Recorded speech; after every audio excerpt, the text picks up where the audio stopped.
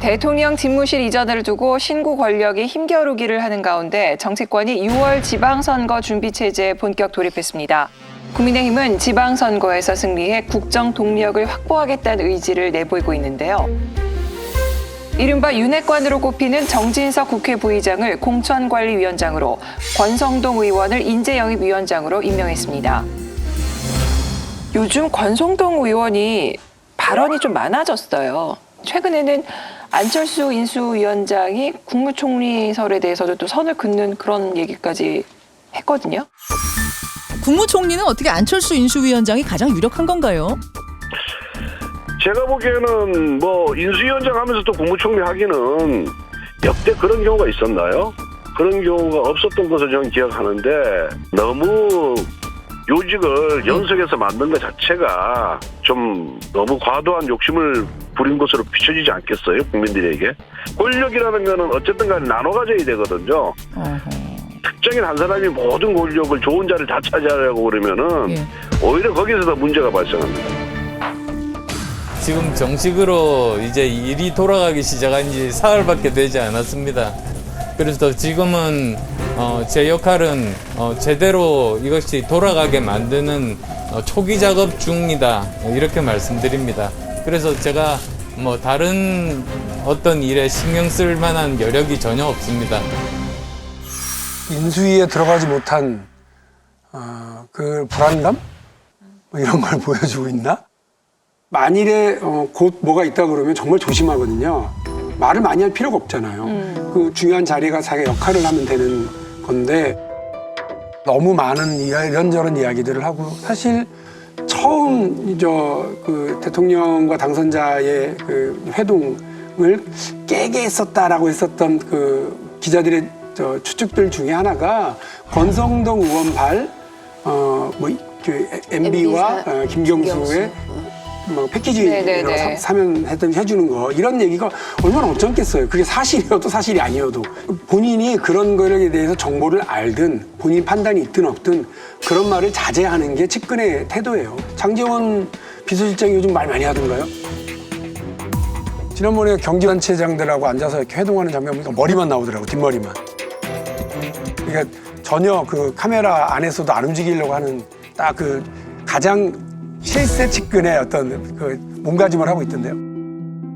지금 현재는 아직 전략이나 또 후보군이나 이런 것들이 좀 명확하지 않아서 많은 얘기는 할 수 없습니다만은, 한 가지 이제 눈에 띄는 부분 중에 하나가 공천 심사와 관련된 규칙 가운데에서 탈당을 한 경력이 있으면은 15%를 마이너스한다라고 하는 것과, 국회의원직을 그만두고 그 지방선거에 나가는 경우에도 마이너스한다. 이 규정이 들어갔다라고 하는 것이 지금 알려지고 있고요. 물론 이준석 대표는 내가 한 것이 아니다, 이렇게 얘기를 하고 있고요. 누가 주도한 것이든 간에 아마 이 규정에 가장 영향을 많이 받는 분은 홍준표 의원이 될 가능성이 있다. 이분은 5년 이내에 탈당의 경력도 있고요. 지방선거에 나가려고 하면 국회의원직도 그만두고 나가야 되는 상황이기 때문에 결국 가장 피해를 볼 가능성이 있다.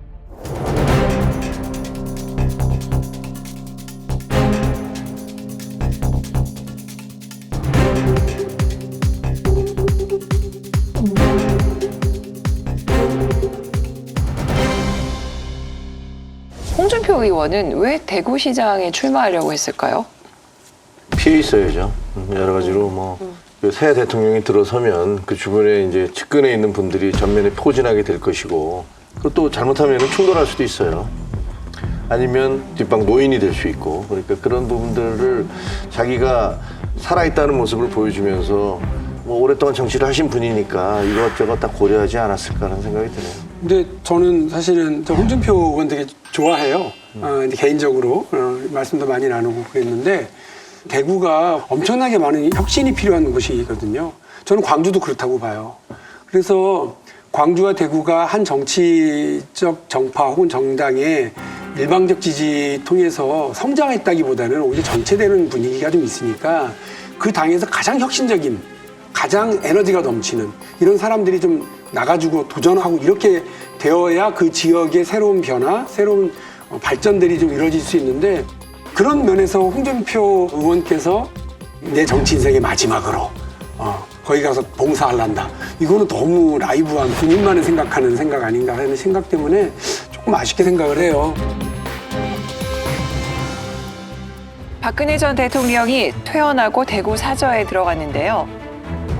대구시장 선거에 영향이 있을까요? 박근혜 전 대통령이 지지자들의 환호를 받으며 삼성 서울병원에서 나옵니다. 5년 전 삼성동 자택을 떠날 때의 남색 코트 차림 그대로입니다. 많이 회복됐습니다. 의료진 그리고 관계자 여러분께 감사의 말씀을 드리고 싶습니다.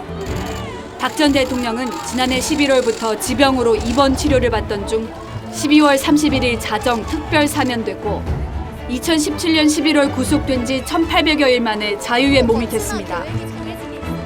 제가 많이 부족했고 또 실망을 드렸음에도 이렇게 많은 분들이 오셔서 따뜻하게 저를 맞아주셔서 너무나 감사합니다. 제가 못 이룬 꿈들은 이제 또 다른 이들의 몫이라고 생각합니다.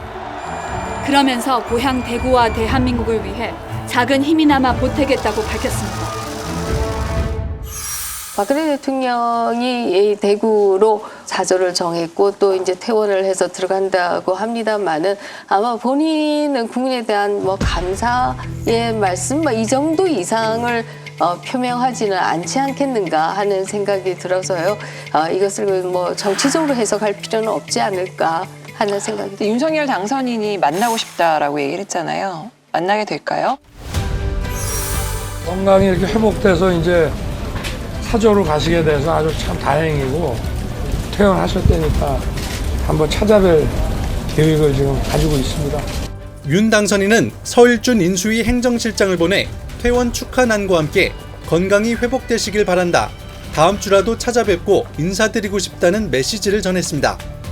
윤 당선인은 5월 10일 국회에서 진행될 대통령 취임식에도 당연히 초청하겠다고도 했습니다. 국민의힘 이준석 대표는 박 전 대통령 명의가 회복되길 기원한다면서도 사저 방문엔 조심스런 반응을 보였습니다.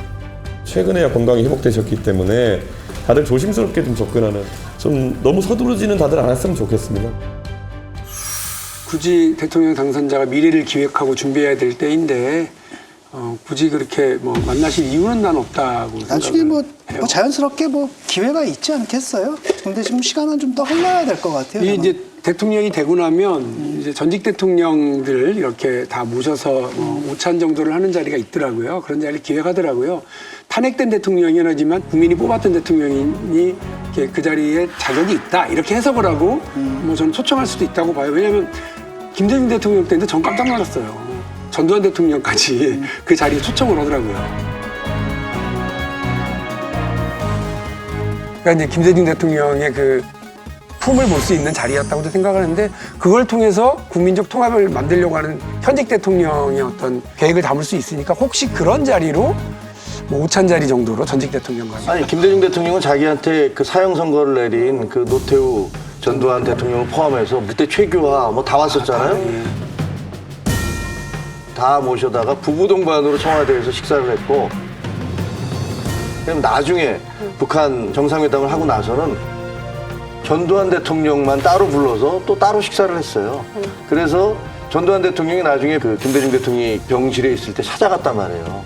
그러면서 그 했던 얘기가 내가 퇴임 이후에 김대중 대통령 때가 제일 편안했다.